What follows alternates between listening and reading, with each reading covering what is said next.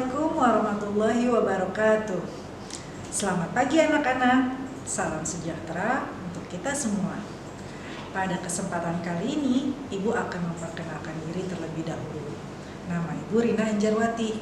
Ibu akan mengampu mata pelajaran pemanduan wisata atau guiding kelas 11. Sebelum Ibu memulai materi pertama mata pelajaran kali ini, Ibu akan menjelaskan tujuan dari pembelajaran kita. 1. Menjelaskan pengertian dan profesi pramu wisata. Kemudian menjelaskan kepribadian yang harus dimiliki oleh seorang pramu wisata. 3. Menjelaskan tata krama seorang pramu wisata. Dan yang keempat, menjelaskan latar belakang dan penguasaan pengetahuan pendukung seorang pramu wisata.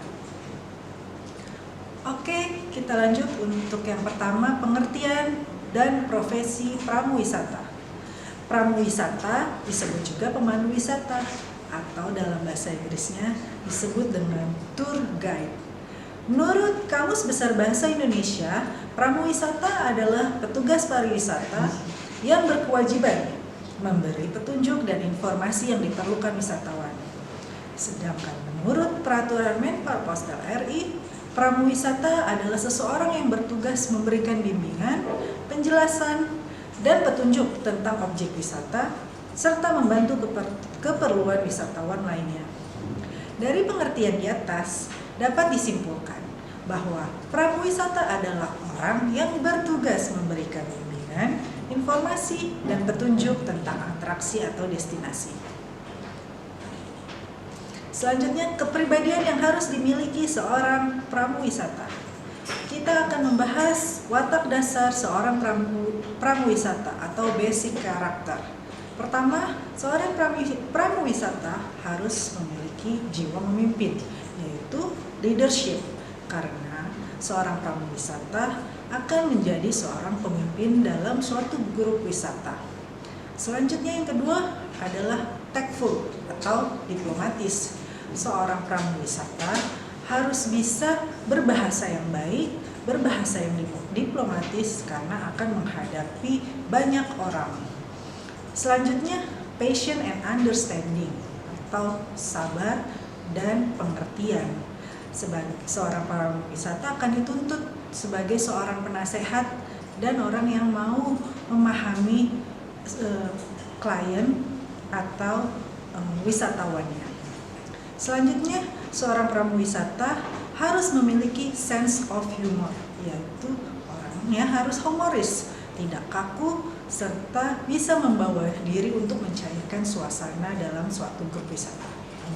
Selain memiliki sense of humor, seorang pramu wisata juga harus firmness atau tegas, karena dibutuhkan ketegasan, batasan-batasan yang harus dijelaskan kepada wisatawan. Misalnya dia sedang membawa grup ke luar negeri.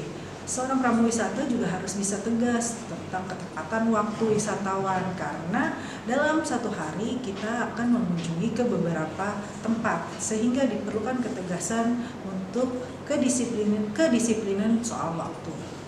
Selanjutnya adalah appearance atau penampilan yang baik. Seorang pramu wisata harus memiliki penampilan yang baik dalam berpakaian atau berbusana. Dalam berpenampilan juga harus mementingkan mengenai potongan rambut, gaya bahasa tubuh, dan cara berpenampilan yang baik.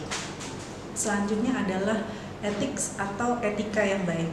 Seorang pramu wisata juga harus memiliki etika yang bisa menempatkan dirinya sebagai pemimpin dan juga leader dari suatu grup tersebut. Kemudian dalam soal sikap bahasa, satu bahasa lisan, yaitu mampu berbicara pada waktu yang tepat, menunjukkan kesan ramah selama berbicara. Hindari penggunaan bahasa atau logat daerah tertentu kecuali jika bahasa tersebut dijadikan materi dalam pemanduan. Bersikap yang baik selama berbicara dan bisa memadukan antara bahasa lisan dengan bahasa tubuh yang baik. Yang kedua, bahasa tubuh. Contoh Contohnya seperti berpenampilan yang baik, gerakan tubuh, ekspresi wajah, dan juga kontak mata antara pramuwisata dengan wisatawannya. Selanjutnya, tata krama seorang pramuwisata. Dalam usaha memberikan pelayanan kepada wisatawan, seorang pramuwisata harus memperhatikan aturan memandu atau rule of guiding. Aturan tersebut terdapat dalam tata krama pemanduan wisata.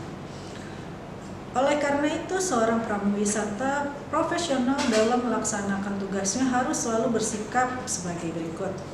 Menjaga tingkah lakunya karena ia adalah seorang duta bangsa yang akan membentuk citra negaranya dan mencerminkan budaya bangsanya. Harus selalu rapi dalam berpenampilan dan sopan dalam bertingkah laku. Harus bertindak yang sewajarnya dan selalu menghindari suasana gugup atau kaku. Dalam menjalankan tugasnya, seorang pramuwisata juga harus selalu menjaga dirinya dari hal-hal yang berhubungan dengan pelanggaran kesusilaan. Kemudian, latar belakang dan pengetahuan pendukung seorang pramuwisata.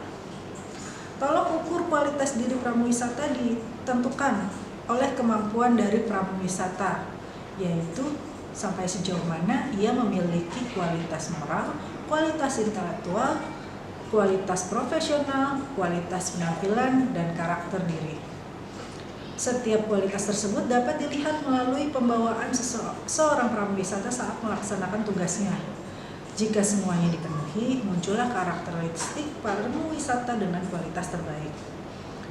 Pramuwisata harus dapat berpenampilan secara maksimal dan mampu memberikan kesan yang positif. Segala sesuatu yang ditampilkan pertama kali akan berdampak terhadap kesan selanjutnya. Kesan pertama ini sangat penting untuk membina hubungan dengan relasi bisnis. Selain harus berpenampilan baik, pramuwisata pun harus memiliki sifat kepribadian atau personality yang baik. Seorang pramuwisata hendaknya menampilkan sifat-sifat sebagai berikut. 1. Jujur. 2. Suka bekerja sama dengan orang lain. 3. Bertanggung jawab. 4. Berjiwa terbuka.